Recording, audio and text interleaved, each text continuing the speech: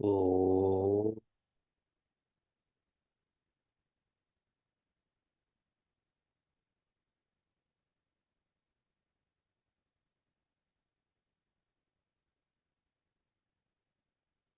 Hariom, and greetings from Cleveland.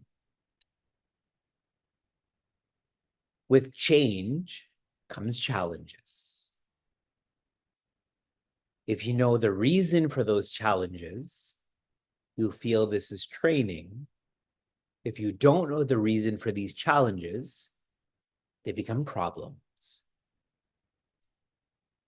Reflecting more on problems, when we have problems, we tend to have the strategy of feeling this is not my problem. Just visualize traffic. You feel it's not my problem. Visualize poor customer services at a restaurant. You feel it's not my problem. As long as people feel it's not my problem, sometimes the onus falls on those who are higher up the chain. Let's say a president, let's say a supervisor. Sometimes it falls lower in the chain. Suppose it's a manager or a subordinate. In our community, we try to delete the word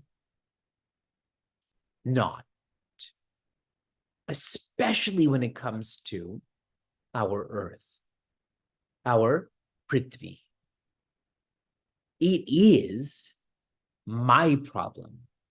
I've deleted the word not, so it's my problem. And with that, it is not a matter of dejection, but rather coordination. And that's why we have envisioned and are implementing the Loving Earth Sangha. Every one of you loves our earth, and we are trying to synergize. I was recently listening to a podcast where they were sharing about the food that is offered in hospitals. How many of you have been to a hospital as a patient in a hospital over the past year, by a show of hands? Not too many. Okay. Can you all envision what hospital food would taste like? Not very pleasant, correct? So, in this podcast, what was being shared is patients who eat unnatural food, they feel unnatural. And patients who eat natural food start to feel natural. And so, what coordinators or administrators are doing is they're starting to serve vegetarian food in hospitals. Vegetarian food is more natural, so people feel more natural then. That is an awesome insight, which I'm now going to connect to. Every one of us can relate to what I'm sharing. However, only some of us make this our profession. There is a distinction between vocation and profession. Vocation is all that you do. The way you wake up, the way you sleep, the way you talk, the way you think. Sometimes those who are fortunate, their vocation also gets aligned with their profession. Suppose I'm a long-term thinker, then teaching about oneness, which is my profession, my vocation is aligned with my profession. In contrast, again, my vision is I want everyone to be happy, but my profession is something like, I don't know, selling tires. Then there's a misalignment there. Our workshop, we've had many workshops, but this workshop is about how do you align your profession with your vocation? And I'm going to share the first insight before our team does. Every one of us can. If you feel you can, Perhaps you're the personality who shares, this is not my problem. But if you feel you can, then you start to feel, this is my problem. Team, please continue. Hariom Vivekji, Hariom everyone. So what Vivekji was mentioning, we have three experts, presenters, passionate individuals who have made their profession connected, aligned with their vocation. And we met few times to plan this workshop, all three, four of us. And one consistent theme that I saw across in Hemali and Saurabh and Hamsa was directed towards like aligning their passion and just really working in a focused way. So they're going to share their passion with us, share ideas for us to do the same for the most part. So I'm just going to jump into questions because they'll talk about their careers throughout the questions instead of me mentioning them. So Himali, Hansa, Saurabh, ready? Round robin? Okay. So tell us your career path. How did you land up where you're at today? Great. I can get started. Hariom, everyone, and thank you so much to Zui and Vivekji and the whole team that has Loving Earth team that has put this together. So I really appreciate being able to join you all. My name is Hemali Bashyam. I work at Deloitte as a corporate sustainability professional on our internal sustainability team. And so my career path has been a little bit windy, as with most of us here, because climate professions weren't really a thing, 7 years beforehand. So it's very much a newer space. And so when I work in corporate sustainability. And so I'm responsible for Deloitte's own carbon emissions and thinking about our own climate ambition. My journey to here, as I mentioned, was a little windy. So I started actually my undergrad in health policy and global health, worked in the health tech space for a few years before I went to business school at Kellogg. And then when I joined, actually right after business school, I joined Deloitte as a management consultant, doing mostly healthcare work.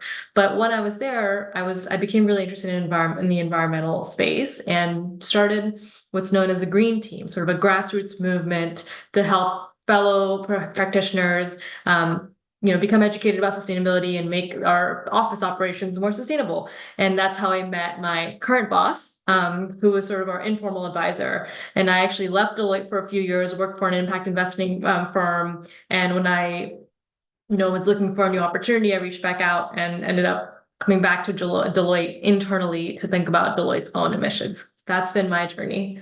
Saurabh, I'll hand it off to you. Saurabh, I'm sorry, we can't hear you.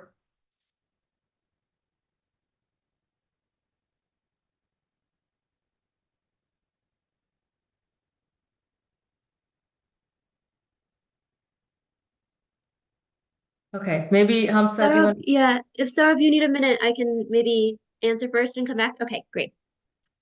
All right, so thanks, Emily, so much for sharing, and thanks again to Zuyanti and Vivekji and the entire Loving Earth community for including me in all of this and being able to share my career path.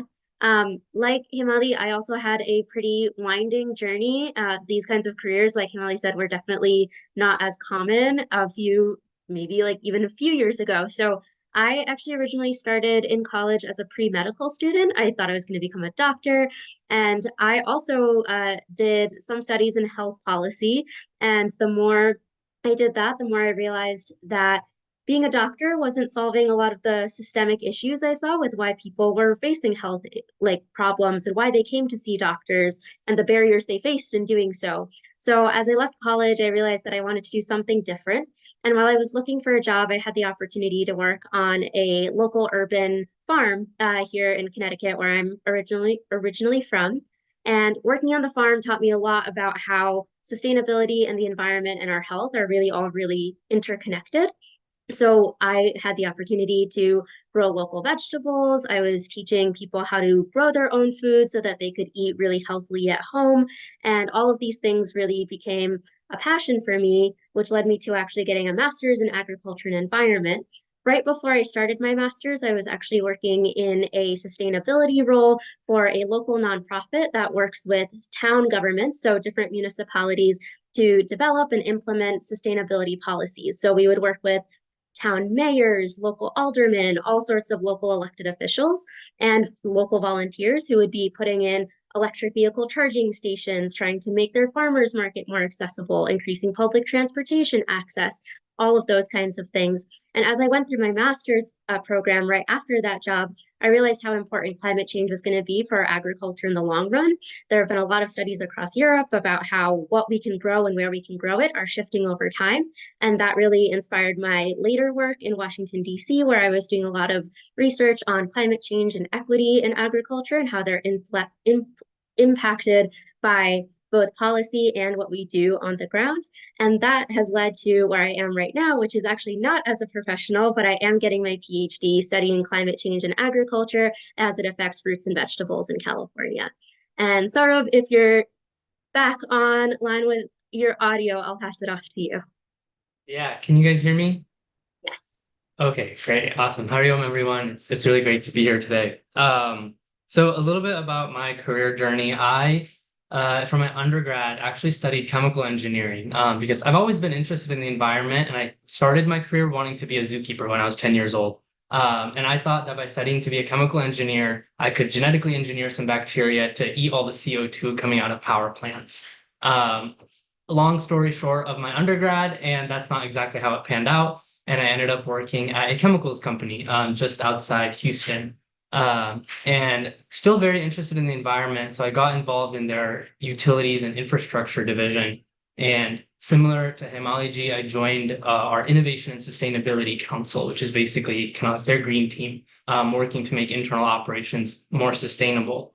And throughout this whole process, I saw that there were people throughout the company who were very excited about making the company more sustainable. But there were a lot of policy things like contracts we had and regulations and stuff that were kind of holding us back. And at the same time, while I enjoyed my work, I was realizing that I couldn't really understand the why of what I was doing. And so I realized that I wanted to shift my career more directly into environmental work. And so for that reason, I actually quit my job and I went to graduate school at UC Davis as well to study environmental policy. And while I was there, I worked for the city of Sacramento in their Office of Climate Action and Sustainability. And then about a month ago, actually, I just started a new role in the city of Seattle. So just moved here in the city of Seattle, running a residential decarbonization program. So started off as an engineer, but now working in local government. Thank you, all three of you. And I don't know, for me, when I see change in careers and just following your passion is just very inspiring. And now sort of inspire us by sharing how your day typically looks like. Sure, I can start off. So, as I work in our internal sustainability function, I'm no longer client facing. I'm constantly thinking about Deloitte's own emissions and how we get to our climate ambition goals.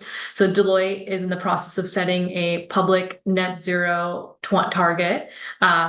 And as part of that, we have to create a transition plan. So some of my day-to-day is working with our stakeholders to make sure that we have all the materials and the documentation necessary to develop that transition plan. In addition, Deloitte is a network of member firms. So I sit in global, but we have a Deloitte US and a Canada and North and Europe. And so a lot of my job is also to bring together all the stakeholders across the network of member firms to think about, what agreements can we make around our policies and the decisions internally to make sure that we can actually get to net zero. So that means policies around travel, thinking about our procurement practices, as well as our, in behavior change. How do we educate our people? We have globally, we have 450,000 professionals. So how do we get them involved? How do we get them excited about our target?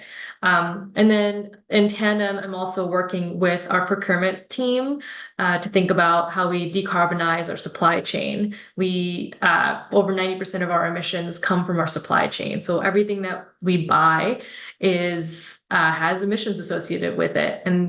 And so we have to think about, decarbonizing our supply chain, all the organizations that we buy from, and working with them to understand how we do that. So a lot of my day-to-day is it's a mix of collaborating with these stakeholders across the network of member firms, as well as our procurement team, to think about, how we get there. Saurabh? Yeah.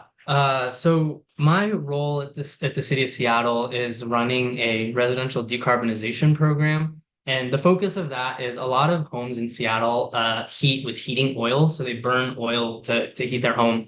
And our program is focused on financing conversions to electric heat pumps, because in Seattle, electricity is basically carbon free. So by switching from oil to electricity, you're eliminating carbon emissions. And heat pumps also provide heating and cooling. And so right now my apartment doesn't have AC. And so if you were to get a heat pump, you can get both in the ever warming climate we have.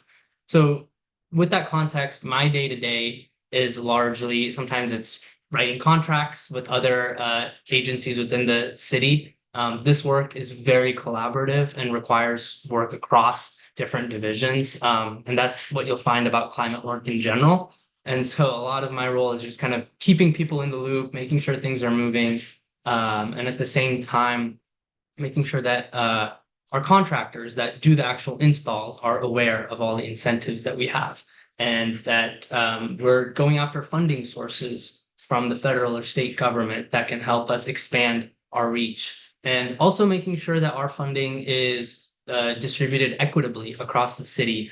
There are some parts of the city that have not received as much investment from government historically. And so those areas need a little bit of extra help right now compared to other areas who have more financial needs. And so my job is to make sure that the money is going to the right people to help everyone have the benefits of a cleaner home. And so a lot of that is just, emailing people. Sometimes it's contracts, sometimes it's invoicing. So day to day can seem a little bit boring, but it's also exciting to get to talk with people, go out to the field and do things like that. Hamza, I'll pass it to you. Thanks, Saurabh. I'm really lucky that Himali and Saurabh are before me, because one of my first roles in sustainability and climate-related work was working kind of as a consultant to different towns and cities within a state on implementing different kinds of green policies. So I'm happy they've gone first, because they've given kind of a snapshot of both of the sides of the work I used to do. One of the things I used to do as a sustainability fellow working with different towns across the state of Connecticut would be to both read a lot of community development plans that they'd have and kind of pull out what policies already existed in these towns that were already aligned with certain climate or environmental goals, and then speak with municipal officials to make sure that those got additional importance and funding in regular budgets. I was also basically promoting a program that was funded by the state and by other nonprofits in order to give towns points or credit for implementing different sustainability policies. So what we'd go and do with each of the towns that we worked with would be to say, hey, you're doing this thing that's worth this number of points. By earning these points with the state program, you will get this much credit. It comes with this much funding, all of these resources. So we basically encourage local governments to implement a lot of different kinds of policies. Some involve heat pumps, the way that Saurabh was speaking of. Some involve solar panel installations on municipal buildings, designating public land for parks or environmental reserves or farms, all sorts of things. My most recent role in Washington, D.C., however, was at the federal level. So not talking to individual towns on a regular basis, but talking to the people that a lot of us will be voting for this November. I would go basically at least once a week to Capitol Hill and meet with the offices of various representatives, senators, sometimes even got to go to like the Capitol itself, to go to hearings and be a part of a team that advocated for sustainable policies in what's called the Farm Bill. It's the legislation that kind of dictates all of agriculture here in the United States. And we'd advocate for increased funding for things like sustainability policies for farms, whether that was better practices like no-till and cover cropping, more diverse agriculture, all things like that. Some of the most exciting parts of that job were also supporting grassroots movements. We'd work with organizations all around the country. Zoom and the post-COVID world have made that very, very easy. So we'd coordinate with folks all over the country to really bring people together, have a more powerful voice, write advocacy letters, etc. One of the most exciting things I got to do, I'll share it in the chat here, was, oh no, I lost the link. I'll put it in a second. Was to organize a huge rally in the middle of Washington, D.C. We marched from the White House to the Supreme Court in Washington, D.C. with a huge group of farmers from all over the United States rallying for climate change and resilience in the upcoming Farm Bill. So I'll share a link to that story really quickly. So it goes from the mundane of having Zoom meetings to organizing huge rallies that make the news all over the country. As I'm hearing all three of you, I was like, we could have asked you to share pictures. So maybe later on in the WhatsApp group, share 1 or 2 pictures of your cool work. And okay, so one last question before we go into breakout sessions as such is, based on your experience related to environment or your work, give us one advice that I could follow, just one. All right, so I'll give you one, and this is going to be actually related to my dynamics, the breakout, what we'll do, which is whether you work at a company or nonprofit or government, or you volunteer, there's something that all of us can do. You don't necessarily have to be in a climate sustainability profession to make an impact. You can actually do it within your own role, and even as a student. I know there's a number of students on here, and so I'm going to say that we all have a part to play, and there's something that you can do. And so part of it is just going to understanding and talking to the organization that you're a part of, right? Whether that's a university or a company or a nonprofit, and understanding what they're doing around climate and asking questions to leadership around what are the actions that they're doing to decarbonize. And I'll talk more about how you can do that and what you can look for in the dynamics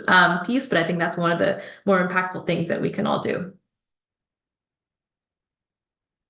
Yeah. I would say to get involved in a little bit of advocacy. And that could look like voting, but that could also look like finding an organization in your area that participates in an issue that you're really excited about. Maybe you're interested in agriculture, or you're interested in just making your neighborhood more bike friendly, or you're interested in making sure kids can get to school safely. There's probably a group in your city or area that focuses on these environmental related issues. And by finding those groups, just doing a quick Google search can usually help you out. You can find the issues that they're tracking. So they usually will have like more focused volunteers who are looking at what policies the city is trying to pass related to these issues or at the state. And they'll actually tell you, hey, like a group of 10 of us are showing up to city council today to like talk in favor of this bill or talk opposing this bill. And as someone who's been to city council meetings, it's really impactful when those groups come out, because city council members see that the community's engaged on this, and they'll tell staff members to make changes. And so, but we need the community members to come out. So by finding groups that are interested in topics you're interested in, and just maybe like once a month going to their meeting and just seeing what they're doing, or signing up for their listserv, email listserv, that can go a really long way in making sure that our voices are heard by the leaders making these policy decisions. Thumbs up. Saurabh mentioned listservs, which is going to be one of my tips. Listservs can be a little overwhelming if they have a lot of members and a lot of people sharing, but they can also be really great sources of information. For those who don't know the term, a listserv is basically like an email subscription where like communities will come together and share. It could be job postings, community events going on, and you would just get emails with updates from members of that community that are all in the same listserv together. I think pointer that I'll share is something that I've been thinking a lot about, and I share it with my dad a lot at the time. And it's my like 8 squares rule. And it's that if you are standing in the middle and you imagine like you're the middle of a Rubik's Cube, of one face of a Rubik's Cube, you have 8 cubes around you. Those are the only 8 that you can really touch or do anything with. And I just like to remember that our Earth is a really big place. It's a really diverse place. And so to think that I think it sometimes can get really overwhelming of like, I want to reduce like my quarter of a ton of carbon dioxide for the rest of my life. And that feels really big and really hard to approach. But if you have your one community group that you get involved with, like you have your boss that you know really well is going to listen to the ideas that you have. I think it's really helpful to have the analogy of pick the things that are important in the 8 squares around you and just engage with those to the extent that you can, and trust that all the other faces of the Rubik's Cube are going to be touched by someone else. It could be even all of the 30 or so people that are here right now, if I check the participants number right. If each of us is dealing with our own face of a Rubik's Cube, then something that you care about but don't have time for is probably still going to be impacted, addressed by someone who's doing work with the same passion that you are. Thank you, all 3 of you, for sharing insights. And I hope that's helping us come up with questions in your mind about their profession or your profession, or how to think about it. Or if you're not working, your seva work. Or you're retired, maybe you're helping other youth and young adults find jobs and careers or explore their own passions. So we are going to we're going to open up 2 breakout sessions. So they're not like our typical breakout rooms where same prompt, everyone use it. So there are going to be 2 breakout rooms, one that is titled Exploring. So either you are exploring a career, or you're planning to help Balihar children explore their careers, or your grandchildren or children. So you're helping someone explore a career, or you are exploring a career. That's one breakout session for you. And if you're in a different life phase where you seem like, oh, I've established in my career, I'm good where I'm at. So that's an established careers breakout session. And then we'll do some dynamics and individualized questions to Himali, Hamsa, and Saurabh in those breakout sessions. So Kanchan is going to help us open up the breakout sessions, and you pick which one you want to go to. Howdy, everyone. Thank you for joining. It would be, Juji, we have about 15 minutes. Yes. Is that correct? Okay, great.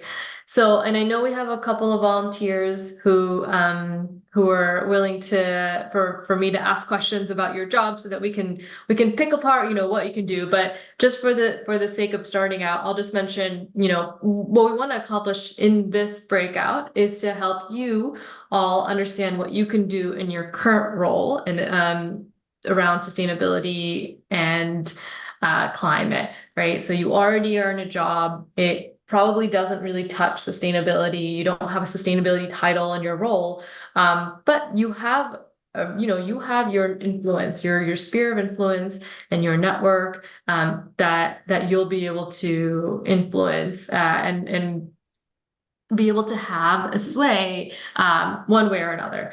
And so, can I just get a raise of hands? How many people in this group are working at any kind of job? Okay. Great. And then how many of you are retired or volunteering or okay, great. We have a couple people who are on that. Great. So I'll try to make sure that as we're doing this, I'm able to speak to all of your current positions and roles and the seva that you're doing. So one of the main things I'll start out with is there are things that all of us can do regardless of, where we're at. So the first is what I call internal advocacy. I think Saurabh talked about advocacy from a political standpoint, but internal advocacy. So what that means is understanding whether it's the company that you're involved with or where you're doing your seva is, does that organization currently track its emissions? So asking that question to your leadership, going on your corporate website and looking at, usually it's on the about section. Do they have a sustainability page? are they doing anything that is sustainability related? What actions are they taking? So that's one of the first things that you can do. And you can just go on your website and just look at it. And usually sometimes most companies will have an ESG report that will do that. So I guess just a quick question for the folks who maybe less often at a smaller nonprofit, but like for those who are working at a larger corporation, would you mind just sharing where you're working? Just so I have a good idea.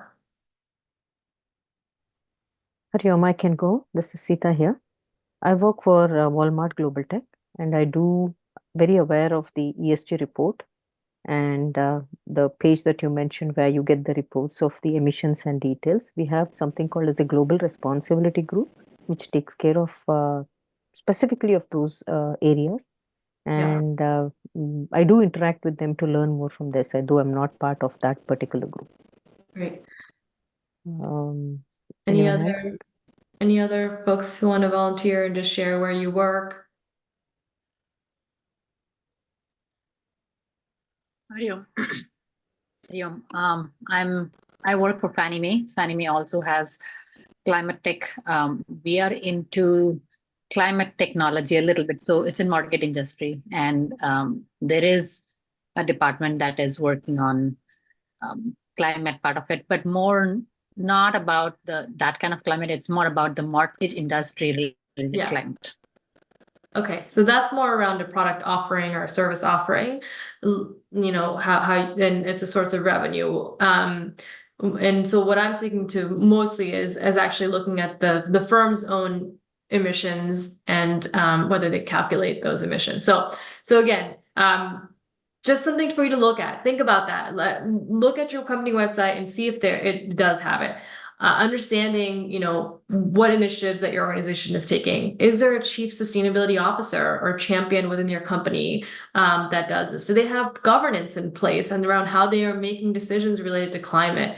So these are all questions that you can ask to your leadership and to understand and just that'll give you a good sense of where your company is at or where your organization that where you're volunteering might be at.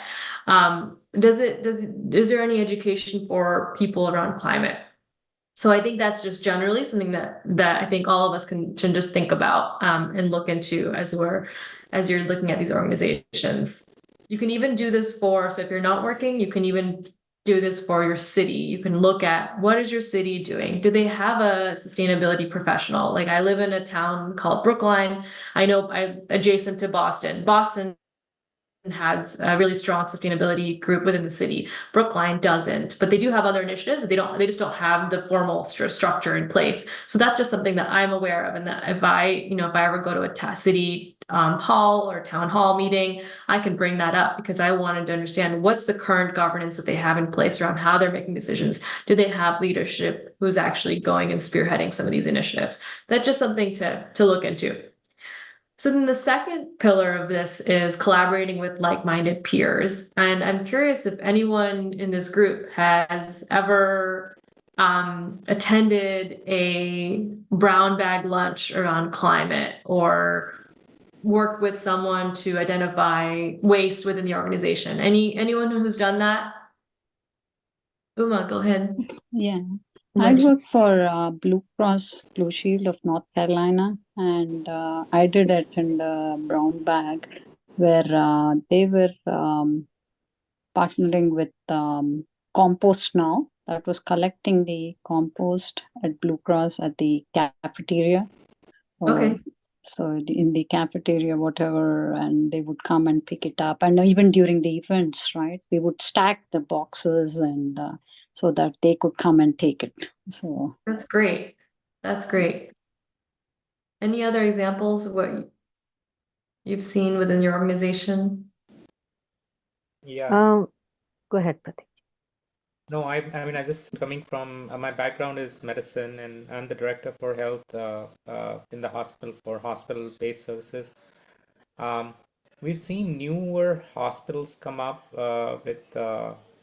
with net zero impact. The buildings are and designed in a way, and of course the solar panels and everything is built right there with it.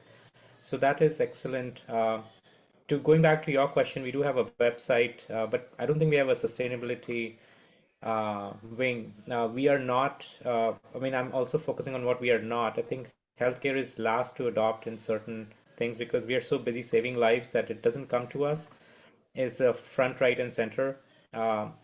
But the newer impact is, yes, we are very, I mean, we've from paper charting, we've gone down to zero, but from net waste, we've gone down to zero. There is movement happening, but not to the extent we need to. I think we need a sustainability officer. We need to talk about it. Yeah. Everything is trumped by patient and healthcare and what's really happening to the patient. But I think we could start having conversation on delivering healthcare in a sustainable way. Yeah, and the first step to that is understanding your footprint, right? Where are your emissions coming from? And most likely for hospitals, that's going to be a combination of your electricity use and your supply chain, everything that you're buying. Absolutely. Yeah, Absolutely. I mean, yeah, those are hard ones. And during COVID, we were short in stuff, so we were taking it from where we get it. But to be honest, disposal and everything really doesn't have a good sustainability, at least not that I've heard of, that we're disposing of our plastics or our medical waste we just burn it. I think that goes down to a chimney and it's all burned because that's what the regulations are. We cannot, it's contaminated and it's this and that. So definitely need to look into that with a fresh pair of eyes, and I'm hoping that the new generation can look at that, saying, "Why are you burning all this? You could do yeah, something else with it, right?" So yeah. There's different ways to think about hospital waste, and I'm very familiar with the space because one, I worked in healthcare, but two, I'm married to a surgeon, so I hear about it all the time.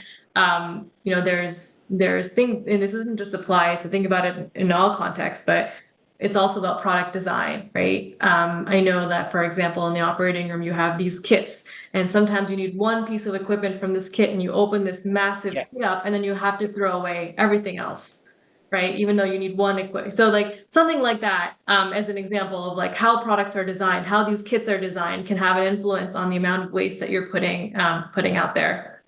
So just to give you an example there. And then so the third piece is also around creating these grassroots groups. So as I mentioned, I started a green team in my office when I was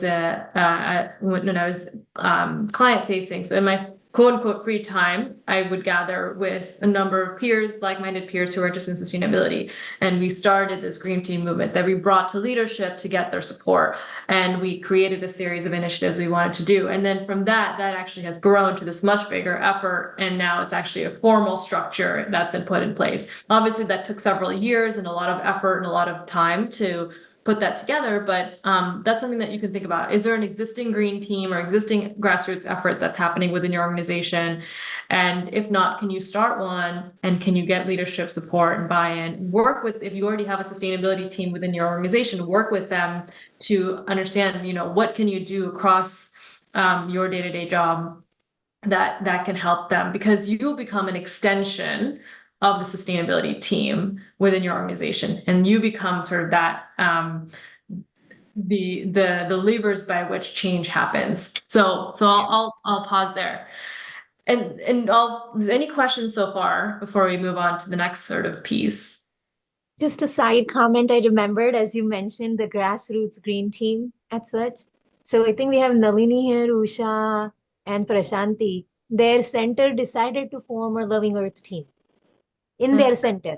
That's That amazing. 4 or 5 of them are now focusing. Last time I remember having conversation, they're thinking about going solar at their center. So in their seva, some of them are retired, some of them are working, but so they're similar concept, just in a very different setting.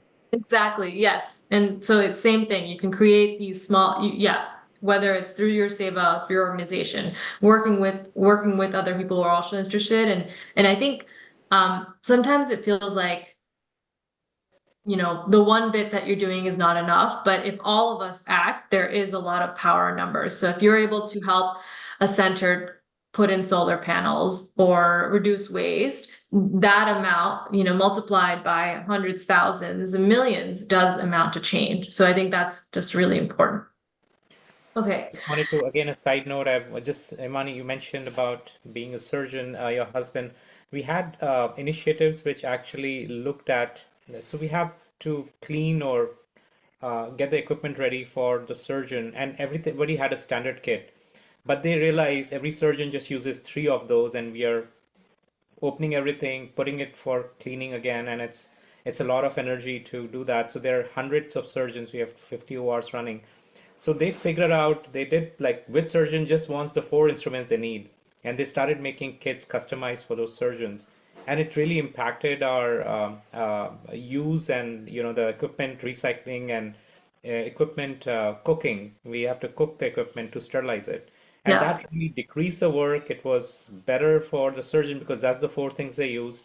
So really, I mean, these are high impact people who are busy, and they don't want something. They just need that 2, 3 things, and if we know what the surgeon needs, we can custom design it. So that needs that kind of work too, and it has an environmental impact for sure. If you look Yeah. at it. Absolutely. And so, Pratikji, we've heard a little bit about your organization, your work, and the sphere of influence that you have. You work in hospital administration, right? Where, when we think about sustainability, there's a lot of levers you can pull. It's anything that, especially the more senior you are, the more budget, you have more control over the budget, how you're making decisions, how you're purchasing things. So that's, I think, a big piece. And so I'm just curious to hear from you, in your current role, what are existing levers that you can pull around sustainability, and whether it's what you're buying, and we can also or you can just talk about currently just, where are your spheres of influence, and then we can sort of pick and choose where you might have an influence in sustainability. Most certainly, like decreasing waste. So we have isolation protocols, and as soon as the cultures are back for a patient, we don't need that isolation. So nobody needs to wear those yellow jacket gowns and gloves. So having a strong infectious control team who can timely say this patient doesn't need isolation, the tests are negative. Because sometimes there's a delay by the time the information is delayed. Now you multiply it by the hospital. You have used almost 20 gowns extra per patient because 10 people enter the room, they're all wearing gowns, they're all disposing them. So having a strong team who's responsive, at the same time having the computer system who can alert people about these changes of status so that those changes occur right away.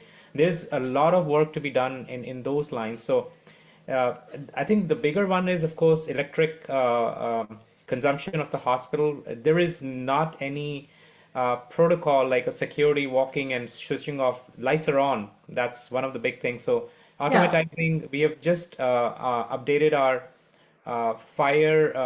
the stairs lights where they dim out and they shut off when nobody's walking, but the motion sensors there now. So that was a big one. So, just having common sense and bringing the best practices into day to day, we can easily, change our impact. We are on a net zero path by 2030 across all our hospitals. But again, somebody needs to work on that. Somebody needs to really be completely committed to that, and then show that they're saving the organization money, because that would be the key.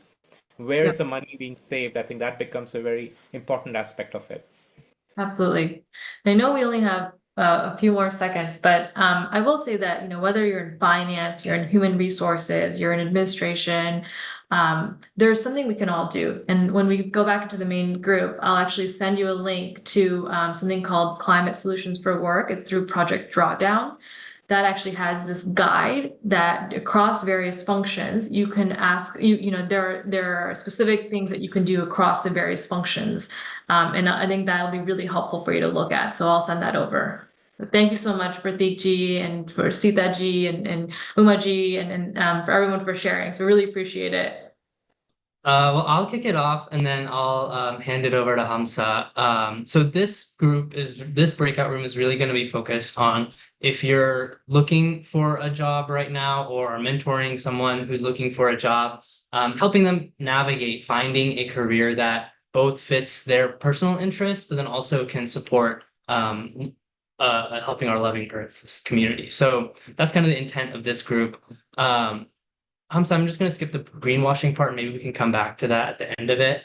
And so what we're going to do, we're going to start off by looking at some job postings actually, and helping you guys find like job boards that can have green jobs? And what are keywords that you can type in to help you find that? And then as you read through the postings, how do you figure out if like this is an actual job that's going to be helping make a difference, or if it's what's called greenwashing, where someone just has a sustainability job, but the company is not actually committed to doing anything, you know? And so that's kind of what we're going to talk through. So, Hamza, do you want to kind of pull up some of the job postings and talk through that? Sure. Let me see. My computer, literally as you said that, is kind of freezing and my mouse isn't moving, but let me see if I can get it to work in just a second. Okay. While that's happening, I'm gonna put something in the chat, just some websites to get everyone thinking. Oh, it's saying the message is too long. Okay. Well, we have definitely Indeed and LinkedIn, like these basic job boards. But I would also recommend folks try out things like governmentjobs.com if you're interested in government roles, USA Jobs for federal roles. And then here's a few more as well. These are some listservs, or sorry, some job boards that you can find positions in. And then here's a couple more related to government work specifically. And in addition to that, we also recommend looking at nonprofits in your area that focus on an issue. They often will post job boards, or universities. If they have like a degree program in like something that you're interested in, they'll have their own job boards sometimes just on their website. Like I know my graduate program did, and that's public information. So those are good places to start. Saurabh, I might have to ask you to share the job descriptions. My computer's frozen a bit. No problem. Let me. Uh, All right. How's that looking? Yep, we can see your screen. Thank you. Awesome. Cool. All right. For this exercise, I'd like to ask if there's a volunteer who wants to look up jobs, and we're gonna kind of do this dynamically in the moment. If someone wants to volunteer.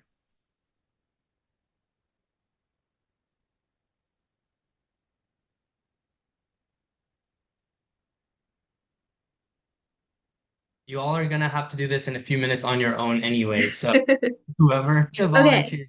Oh, yeah, Okay, we so- have Akshaya and Vansh. Akshay, I saw your hand first if you want to go. And Vansh, we can hear from you too quickly we can look for Akshaya first.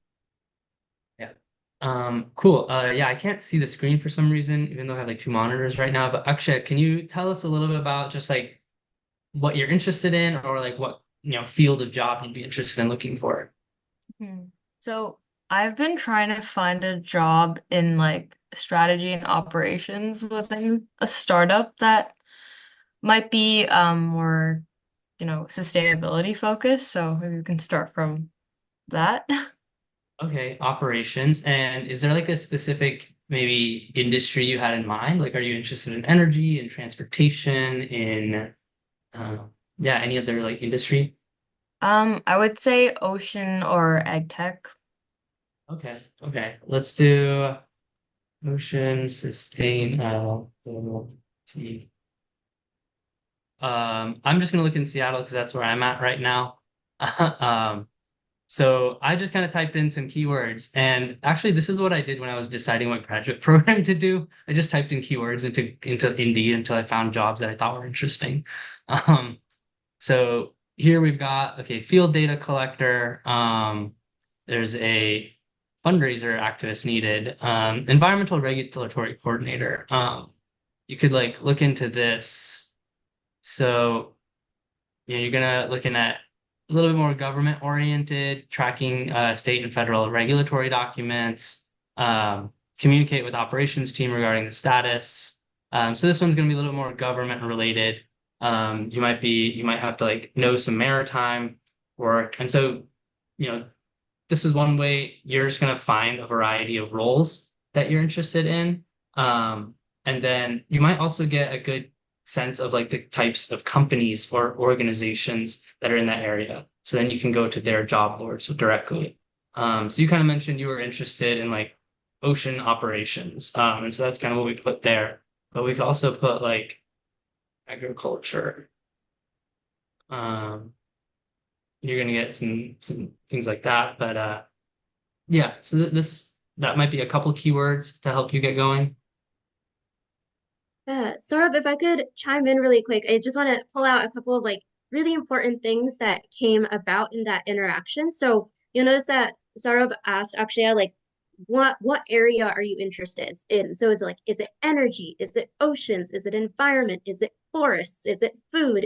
So climate and environment encompass a lot of different issues, and you can find a number of organizations that work on all of those issues a little bit, that focus entirely on one of them. So that's an important kind of like value judgment to make for yourself of like, which area do I really care about? Do I want to make an impact in? What do I want to do the most with the 8 hours I might spend every day on a job?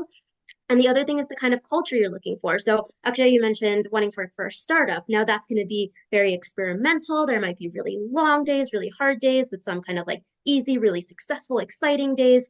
Other people might want something that's like, I can go in and do the same thing every day, and I just need something steady, calm, and regular. And that might be a good, the government job that we saw that was like reading government documents, kind of talking about plans for government. That's a more kind of regular, steady sort of workday environment. Um, and the other thing I wanted to mention was we saw like laboratory technician, fundraiser, finance person, all these things. So you could get a degree in finance and have an environmental career doing like accounting for a local nonprofit that needs a great accountant to do that work and be really making a difference for their overall job. So it's just goes to show that you can have an environmentally minded career path, even if you're studying something like business, economics, history. All of these roles can still play a really important part in an environmental career. Yeah, thank you for that. Those are really good points. We might have a couple minutes. Maybe Vansh, if you wanted to share yours, we can maybe see a different kind of career path. Sure. Hariom, everyone. So I'm currently an undergraduate student, so I'm open to a variety of options. I'll give you an idea of what my educational background is and what I'm hoping to pursue, but any opportunities would be great. So I'm currently studying biomedical engineering, but on a pre-med track. So the goal is to go to medical school and then pursue a career in medicine. So obviously I would love to pursue something that has some element of sustainable development or anything like that in the medical field as well. So, yeah, is there anything that we could find with that? Yeah, I think, and Hamza, please feel free to jump in. The first things that come to my mind are like community health programs, because those are really important.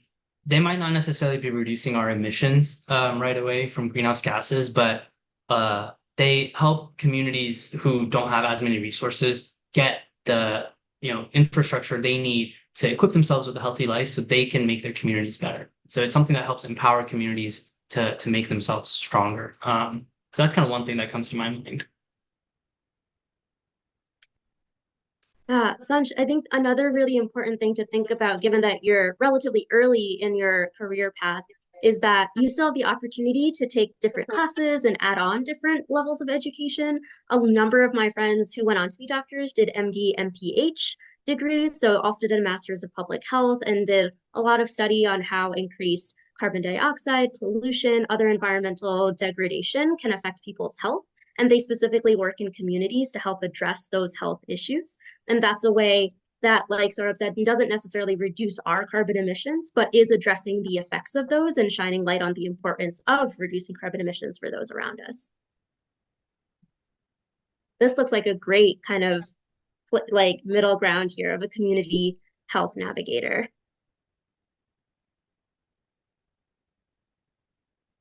So yeah, community health. Oh yeah, this one I actually know this organization and they do a lot of great work.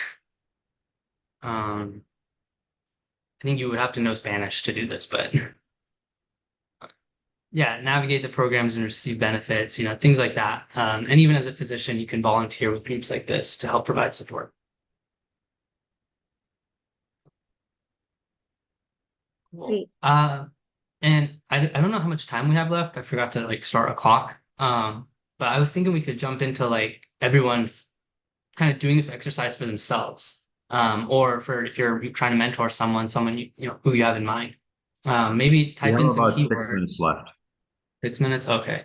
Yeah, maybe take a few minutes, jump onto one of these websites and see what you can find. And I'm sorry, are you able to share those keywords we had? Yes, I can. Okay. We're gonna drop some keywords in the chat that will help you, pick and choose. So basically there's gonna be two categories of these words.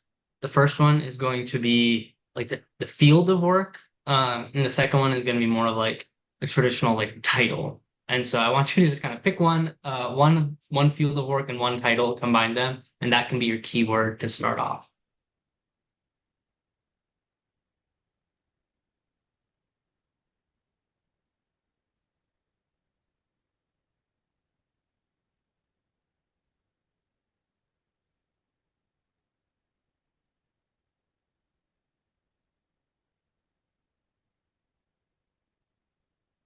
Those keywords will be coming in the chat in just a second.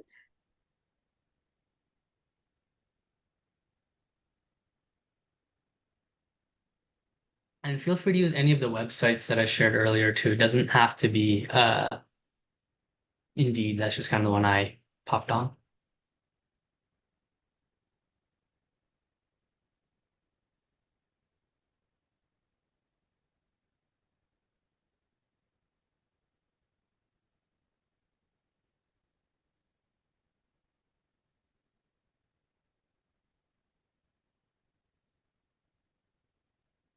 So, how do you determine if a job is greenwashing? Did we talk about that? We Not yet. didn't, but Saurabh, did you want to take the lead on that, or I could talk about it Yeah, too? you should speak to it. Okay, so that's a great question, and we wanted to mention it because there are a lot of jobs that might say like, "Oh, we're working on this new green project. We're creating this green team. We're doing all of this," but it might be that this company is hiring a new person to literally build it from the ground up and doesn't provide a lot of resources, isn't really invested in all of those things. And being green and offering green opportunities is a really trendy thing right now as well. And so it can be really appealing for us as job searchers to be like, oh, wow, look, they seem to align with my values, or they're doing this green thing that I really like. And they might not actually be doing that in their workplace. And another really important place where this comes up is also in the kind of the equity, the DEI field as well. You'll see a lot of organizations will say they're doing equity work, they're doing DEI, and then you get there and you realize that, well, people of color actually have a harder time working here because they can't get their voices heard. So are we doing enough DEI and all of that? So unfortunately, sometimes it's really hard to be able to tell that from just a job description. A really great way to be able to find that out for real is to do what's called an informational interview. Sites like LinkedIn, especially, are really great for something like this. If you have a LinkedIn account, you'll see that you have connections or like a first or second connection. And if you see that someone at a company or organization that you're interested in working at is someone you know or knows someone that you know, it can be really valuable to reach out to them and say, hey, I'm thinking of applying for this job, or I'm really interested in your company, but I really care about these values. And I get that sense from the job description, but I'd be curious to hear what your experience is inside the organization. And oftentimes you'll see people are pretty honest. They might be like, well, we're doing a little bit, but we still have a long way to go. Or like, yes, that's all of what we do every single day. It's literally part of our mission. We live it every single moment of every like project that we take on. So doing those kinds of informational interviews can give you a lot more insight into what a company is really doing and how it really works. Of course, not everyone has the time or resources to do informational interviews. And take it from me, I've learned from having jobs that were kind of greenwashed or DEI washed, and you kind of just live through them and you take it as an experience of like, this was really tough and I wish I could have done more. I can either go somewhere else and make a bigger impact, or I can try to stay where I am and encourage this company to make a better change and not be a greenwashing company. Cool. So it looks like we're going to be closing in about a minute. And so would love to see if you guys have found any job postings that interest you to put them in the chat. Would also throughout the month, if you like find something, to put it in the WhatsApp group. That way other people can also see job postings that might interest them and be finding stuff and learning from one another about the types of roles that are out there. I think everyone would benefit from that. Hopefully this provides a little bit of context, and I think Hamza and I are both happy to chat at any point if you have further questions. Welcome, everyone. Deep conversations? Maybe. Maybe not. Oh, I'm just seeing only a couple of head nods. How come? Okay. So, okay, if you're not telling me by your body language, I'm going to say, come closer to the keyboard and type in chat one highlight from your breakout session.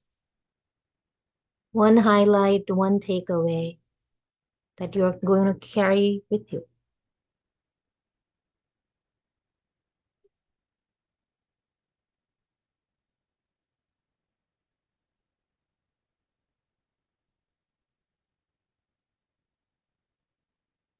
You're all thinking about it. That's good. Thinking.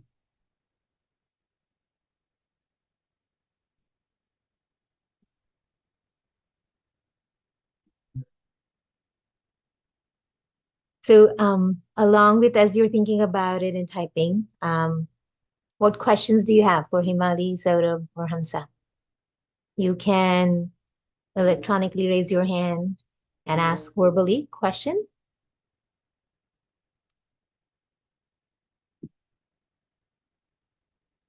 Malti and her friend, yeah, go ahead. Hi, I'm Asha. My daughter. Yeah, I'm her daughter. So I also work in a nonprofit space. I do a lot of work with young people, 7th to 12th graders who are really passionate about trying to make the world a better place and want to give so much of themselves to that goal. So I guess my question is, how do you manage these kinds of really important vocational work with maintaining your own mental health and making it not putting too much pressure on yourself to, I don't know, change the world in a day? This is something I kind of grapple with a lot, and I think Vivekji says it best. Do your best and leave the rest. And this work is just, there's so much. It encompasses the whole world. And sometimes as long as if you think you're trying and you're doing what you can and that's your best, and that's all we can give. So that's something that I always think about.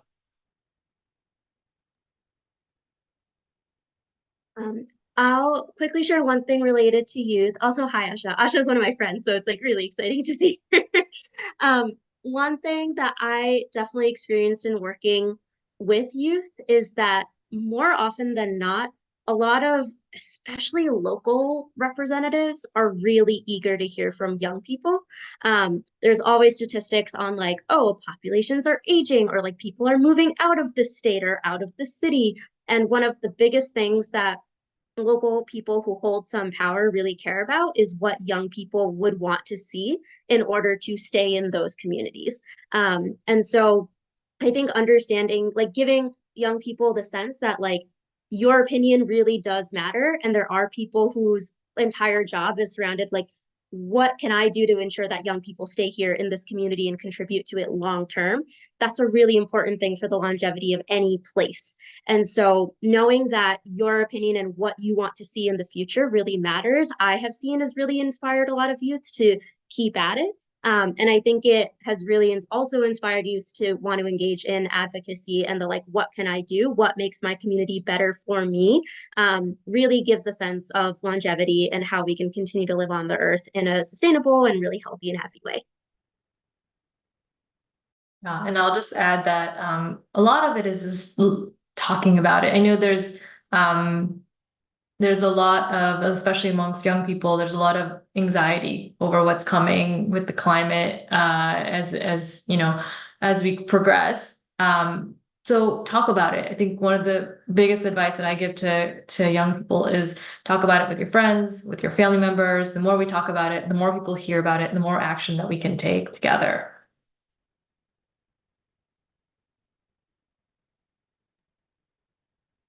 I think you had a question too. Thank you, everyone. You're unmuting. Okay. Can you hear me? So my question is pertaining to, I mean, we have so many young professionals. It seems like a young profession, and it's really amazing your work and how motivated everyone is.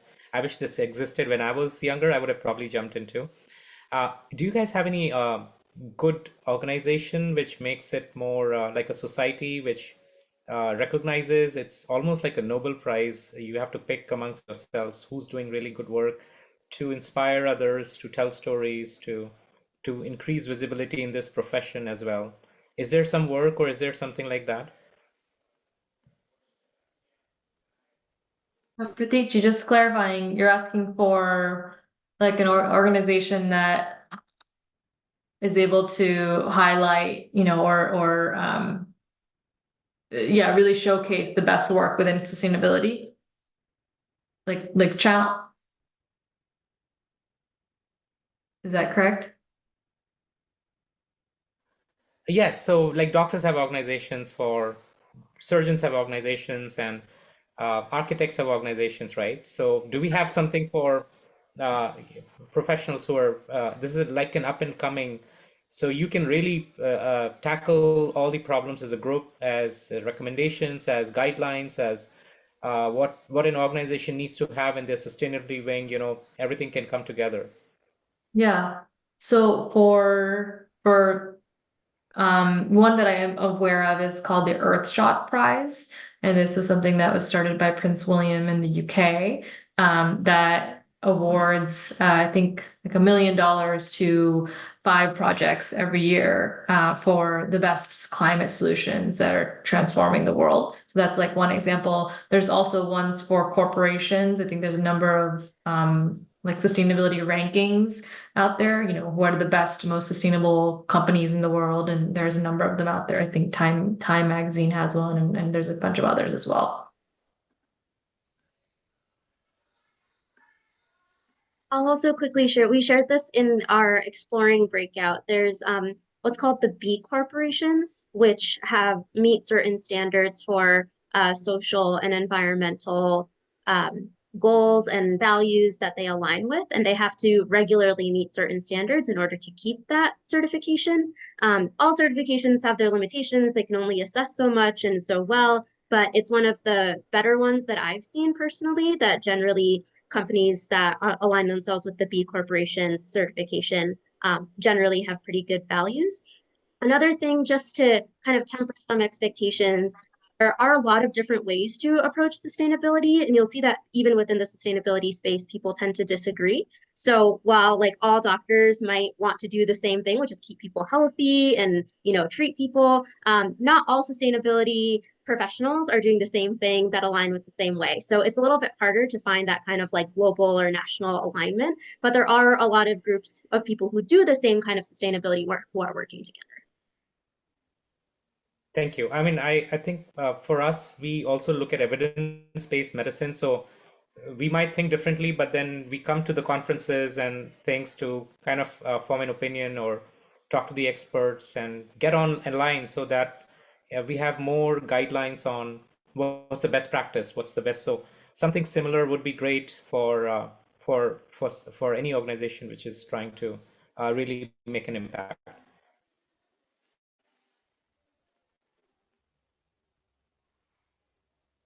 Akshay, I want to ask you a question.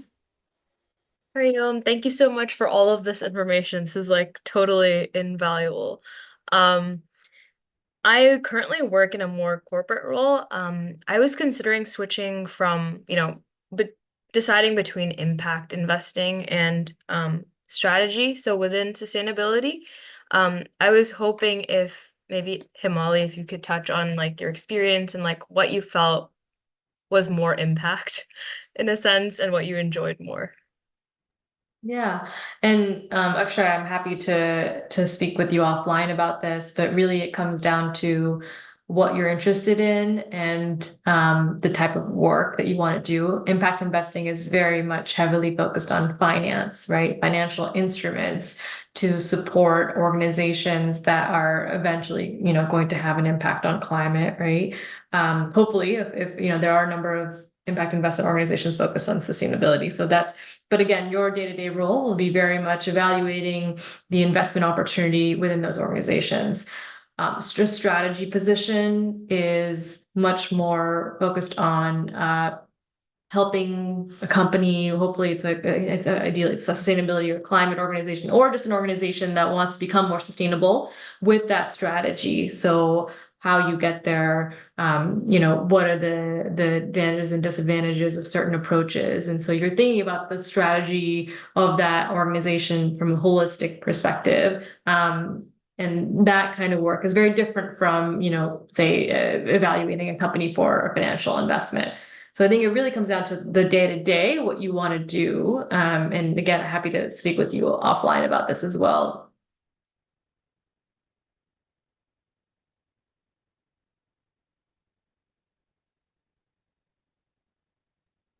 Well, she can unmute. Yeah. Hariom, thank you for this workshop. The question I had was, as somebody who's part of Gen Z, there's a lot of people in my generation, and I feel like in other generations as well, and especially in the United States, that since the environment around here is in some places, not as polluted, we don't or several of us don't feel the need to really make a difference right now because we almost feel immune to any sort of change that may happen. But when I go and visit my family in India, I can see the impact that it's having, and a lot of it is because of the significant amount of emissions that we have here in the United States. So how do I talk in conversations with my friends, encourage them to really make a difference and make a transformation in the way that they lead their lives when it doesn't feel like it's a problem that's going to directly affect them.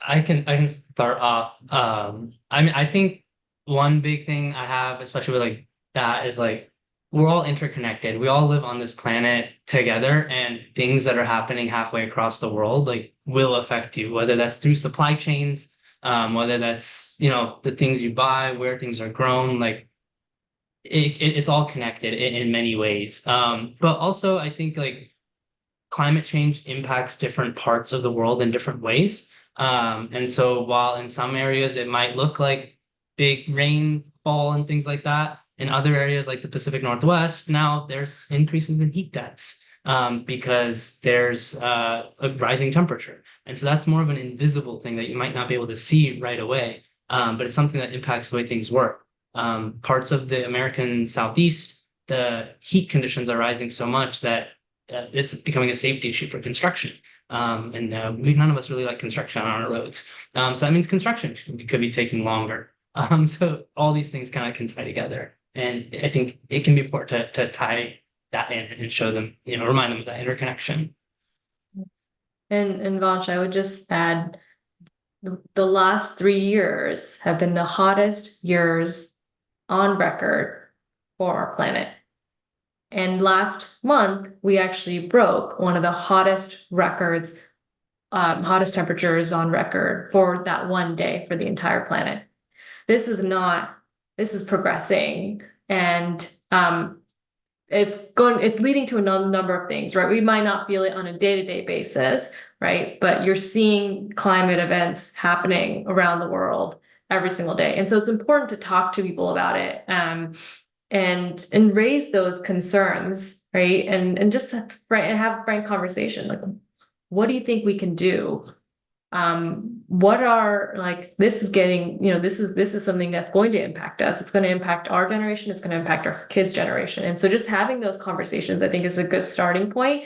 And actually, I think the New York Times has a really good articles. If you just go on their climate page, there's like a climate 101 page, and then they also have just like a questions page as well. So just check those out, and that might also help inform how you have those conversations as well with your peers. I know So, we're running short on time. I'm really yeah, quickly just going to there's- share a resource in the chat just to show that Vansh's concern is not for Vansh and his generation alone. This is really like a much larger issue. Yale University did a study years ago on climate perceptions and how very often we're like, oh, someone else will deal with it. Climate change is happening somewhere else. Just to get a sense for how big this is and how the suggestions that Saurabh and Himali gave can really apply to everybody. I'll just share that resource in the chat, and Zui, Andy, I'll pass it back to you. Thanks, Hamza. They were minor announcements, but thank you everyone for inspiring me and hopefully inspiring all of us. If you get a chance, still write a takeaway or a highlight in the chat. The ability to just write sometimes helps us commit. We